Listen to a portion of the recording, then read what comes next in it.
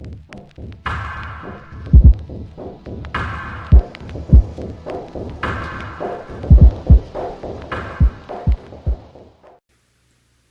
y'all, so I'm redoing this video again, just if I missed some things.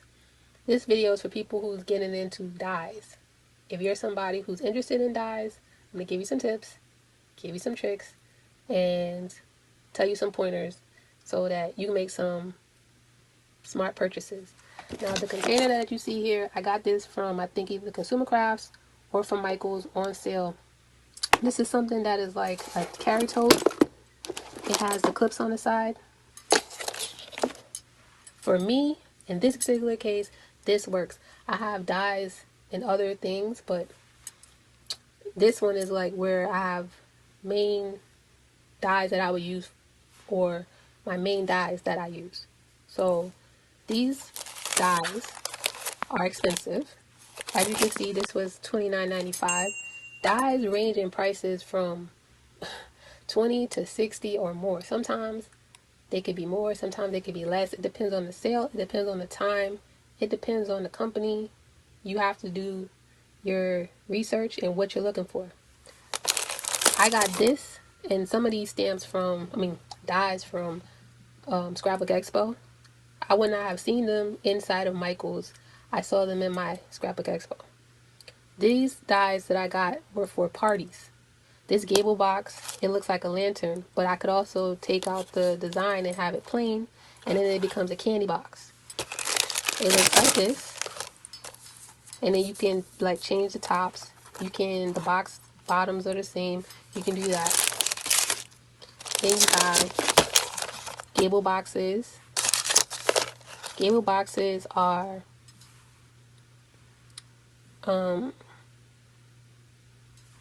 you can take a gable box and you can, I'm sorry, I'm saying the wrong thing. This is a pillow box. Pillow boxes, put candy in them. You can use these for parties. The die looks like this. It's one big die. And you would need a big shot to use these dies. However big of a stamp you get, don't just go crazy looking at dies and just be like, oh, I'm going to get that, and it can't fit your stamp platform. If you're not using a big shot or super big shot or spellbinders, I don't know what the names of them are. They got these bigger ones now. Make sure that whatever die you get fits with the size cutter that you have. And these are manual cutters. These are not electronic cutters when you're using these types of dies. These are, this is what a big shot looks like. As you can see, it's a hand crank. They're manual. You make sandwiches. And you can emboss, you can cut, you can ink press, like all of that with their manuals.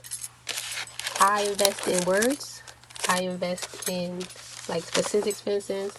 You're looking at something like this for happy birthday, best birthday, good birthday, congrats, happy anniversary, celebrate anniversary, love anniversary, thinking of you, love you, celebrate you. Like, you looking at words, and these are thinlits. You're looking at words so that you can change up the sentiment that's on top of your whatever project that you're working on. And I would invest in, like, what's this say? These are cuddle bugs, spellbinders, Sizzix, big shots. These are dies, borders.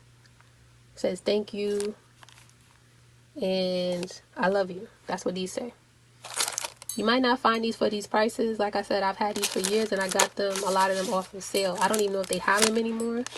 So go. These are thinlits, wafer dies. These are also used for, like, if I was doing lanterns. These are another thing that I use for lanterns. I use these when I was doing parties. And I keep in mind that I do or may want to do art journaling, or I may want to do like cards anything, like whatever I want to do and I want to have a shape, I invested in things like that. Star flakes and like waves. Certain stamps companies include Julie Nutten. She has the dolls. Lawn Fawn. Love them. They have a lot of whimsical and kitty looking stuff. Spellbinders. They have shapeabilities where you can get the shapes. As you can see, they have a lot of different shapes.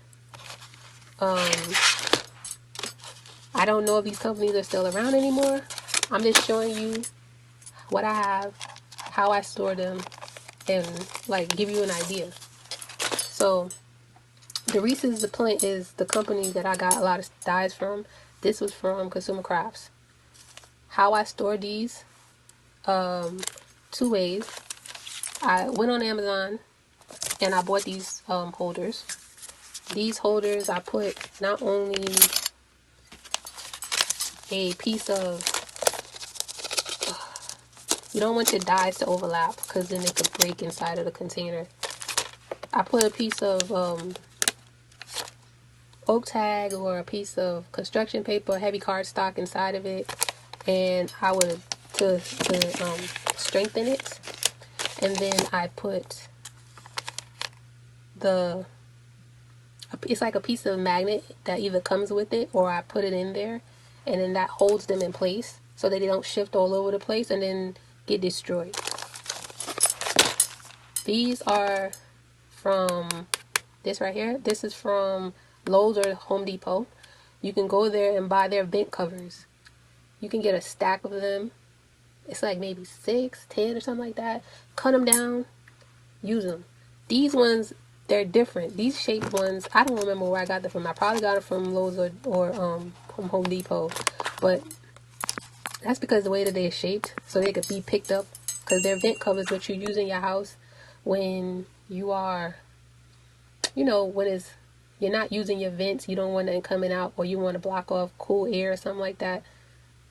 Whatever. That's what these are. They're thick magnets, and I use these to hold my dyes. And the ones that I have that are thinner, the vent covers that are really thin, I just cut those with scissors and then I just use them. These are the Reese dyes. Like I said, I got dyes from all over the place. I don't remember where I got them from, but you don't want your dyes all over the place. You're gonna spend a lot of money on dyes, anywhere from, like I said, $30 to like $20 to $60 for some dyes. You want to make sure that they're gonna be taken care of. You know what I mean? Here's another set. This is from Sizzix. These are, I love, like I said, I love dyes and stamps that I could use for any project. So, like I said, I took a piece of cardstock, I put it in between. This is a piece of magnet, or this is just the backing that came with the stamps, and it has tape on it to hold it in place. And then I have the stamp part on the other side, and I did this for a lot of my stamps where I'm just holding them like this, but that's just to keep the stamps set together. And I can't remember if I said it in this video, so I'll say it again. These are steel rule dies. These are wafer dies. These thin ones like this. You want to be careful with something like this because while it looks deceiving, these are, the die is inside of here. As you can see, it's the shape, right? You could push down on it, it could cut your finger. You don't want to do that. So I keep these inside of these containers, and stuff like these spellbinder shapes, you would use these for like projects, certain projects you might have. If you have kids, you want to do something for them.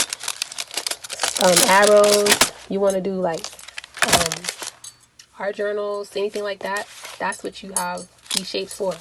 Don't buy shapes if you don't need it. I mean, because dyes is expensive. And nowadays you could print stuff off, cut it off with some tape. This is more so for people who are even doing a business out of this, or people who are wanting to do something on a larger scale, like party planning and stuff like that, and they don't have the time to sit there and try to hand cut everything, or they don't have an electronic cutter. I hope this helps. Later, y'all.